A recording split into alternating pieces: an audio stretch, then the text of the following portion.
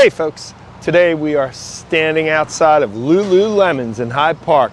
You want to ask yourself, what in the world is Pat the Gutter Rat doing at Lululemon's, the stretchy pants place?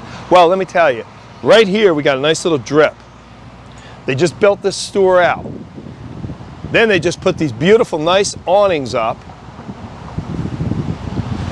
Spent a lot of money on those babies. They're probably 6 months old or less. Got that nice drip going on there that's going to eat a hole in that probably within a year.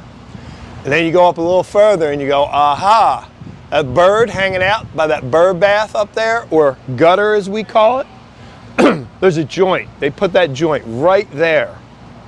Well, that joint needs to be stripped and resealed. It's regular maintenance, about every 5 to 10 years. And that gutter's full, of course, because you got a big oak tree right to the other side of it. And it's maintenance. So if you're coming to Lululemon's in Hyde Park, make sure you dodge to the right or to the left when you go in, because otherwise your hair is getting wet. Give us a call.